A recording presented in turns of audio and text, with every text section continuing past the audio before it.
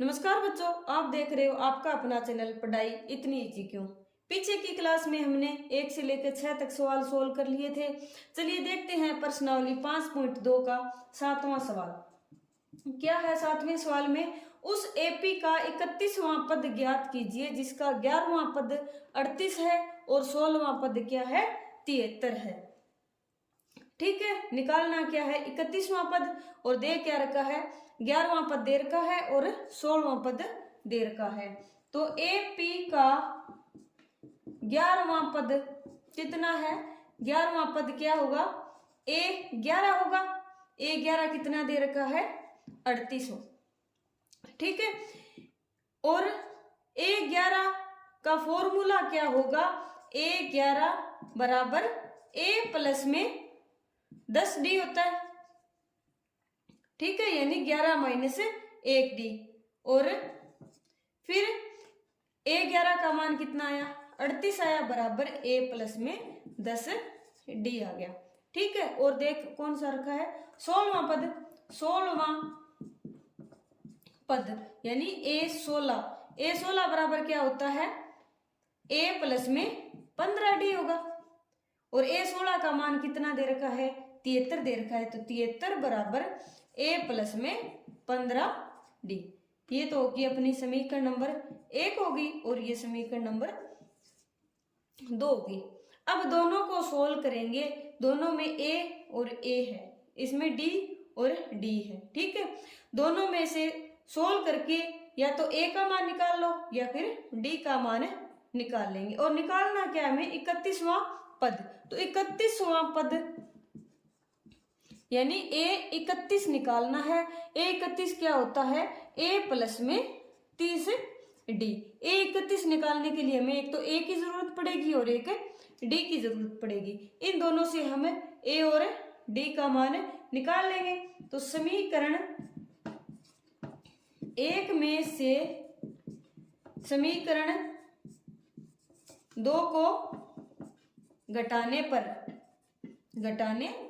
पर यानी इसमें से इसको हम माइनस कर देंगे तो A है वो कैंसिल हो जाएगा।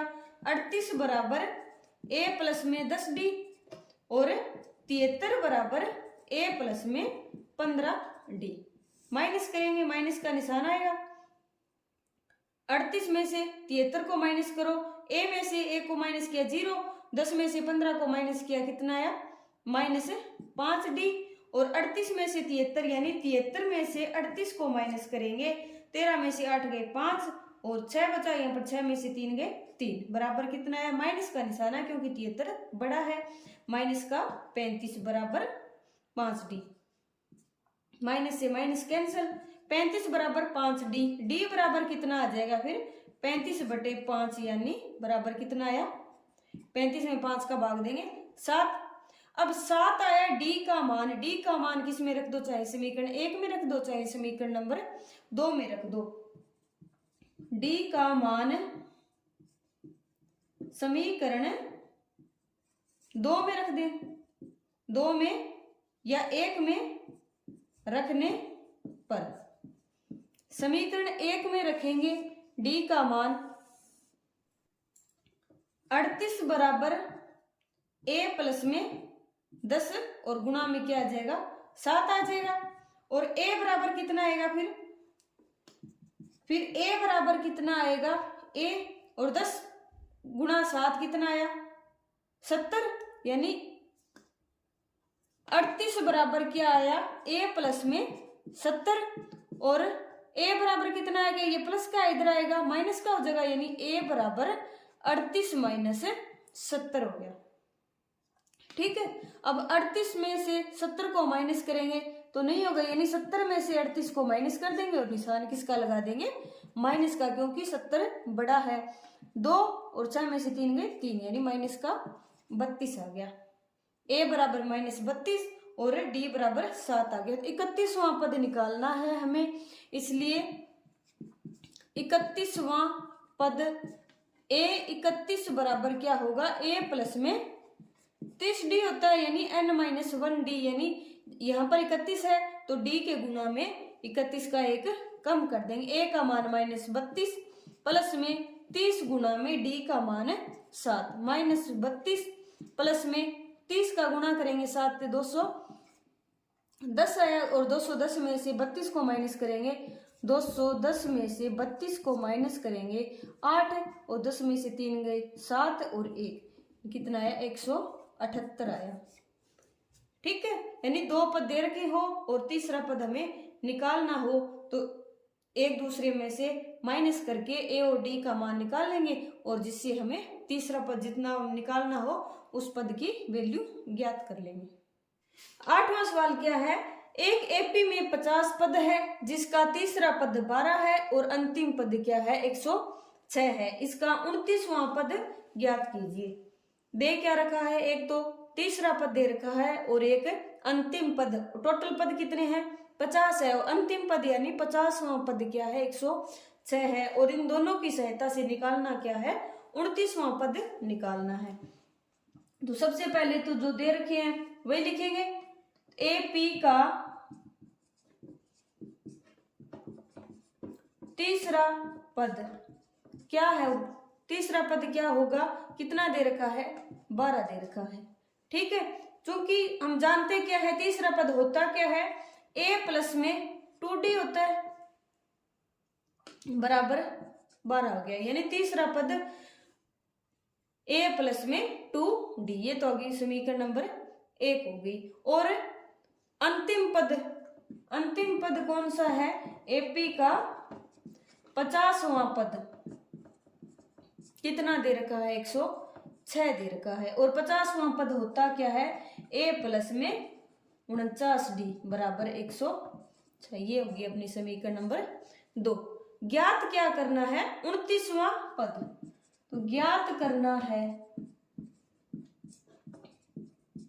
क्या ज्ञात करना है a29 हमें ज्ञात करना है।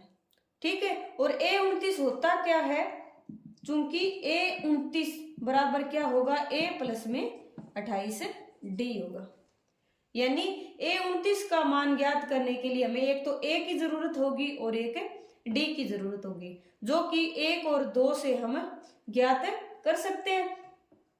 समीकरण 1 में से क्या करो, 1 में से समीकरण 2 को घटा दो, घटाने पर समीकरण 1 में से 2 को घटाएंगे तो a है वो कैंसिल हो जाएगा और अकेला d बच जाएगा और d का मान हम ज्ञात कर लेंगे।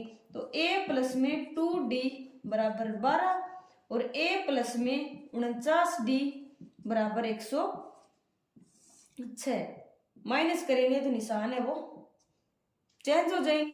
a में से a को माइनस किया 0 आया, 2 में से 49 को माइनस किया कितना आया माइनस का 47 और d आ गया। अब 12 में से 106 को माइनस करेंगे कितना आएगा, माइनस का निशान आएगा और 94 आ जाएगा। 106 में से 12 को माइनस करेंगे कितना आएगा 4 और 9 में से 10 में से 9 गए 1 गए 9 बचा 94, माइनस से माइनस है वो कैंसिल हो जाएगा। d बराबर कितना आएगा, फिर 94 में 47 का भाग लग जाएगा, 94 में 47 का भाग देंगे कितना आएगा 47 दुए 94 होता है। d का मान तो कितना आ गया 2 आ गया। अब d का मान समीकरण 1 में रख देंगे तो a का मान ज्ञात हो जाएगा। तो समीकरण 1 में d का मान रखने पर, समीकरण 1 में d का मान रखें कितना आएगा a प्लस में 2d बराबर क्या है 12, ये अपनी समीकरण नंबर 1 है। तो a प्लस में 2 गुणा 2 बराबर 12, a प्लस 4 बराबर 12, जिससे a बराबर कितना आ जाएगा 12 माइनस 4 बराबर 8 आ गया a का मान। अब a का मान 8 आ गया और d का मान 2 आ गया। निकालना क्या है a29 और a29 है क्या अपनी a प्लस में 28d, इसलिए a29 बराबर a प्लस में 28d। a और d का मान हमें रख देंगे, a का मान 8 प्लस में 28 गुणा में d का मान है 2, कितना आएगा बराबर 8 प्लस में 28 दुए 56, 28 और 8 और 56 का ऐड करेंगे कितना आएगा 8 और 6 14, 5 और 1 6 64, यानी a29 बराबर क्या आ गया 64 आ गया। 9वां सवाल, यदि किसी एपी के तीसरे और 9वें पद क्रम से 4 और -8 है तो इसका कौन सा पद शून्य होगा।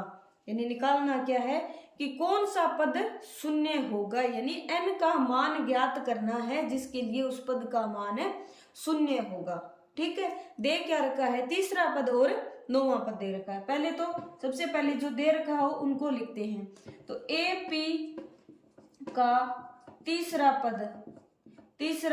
पद कितना दे रखा है, 4 दे रखा है, बराबर 4। और तीसरा पद होता क्या है, a प्लस में 2d होता है, बराबर 4। और दे रखा है 9वां पद, AP का 9वां पद क्या है, -8 दे रखा है। और 9वां पद होता क्या है, a प्लस में 8d बराबर -8 हो गया। ठीक है, निकालना क्या है कि कौन सा पद शून्य होगा।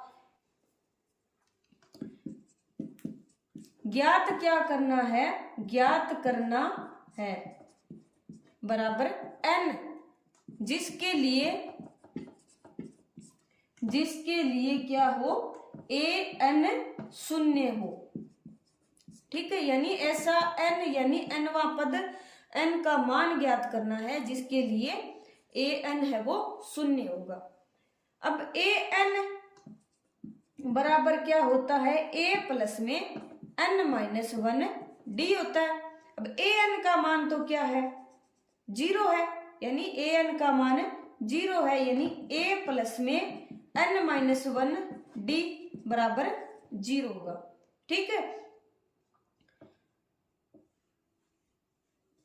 अब n का मान ज्ञात करने के लिए हमें एक तो a की जरूरत होगी और एक d की जरूरत होगी।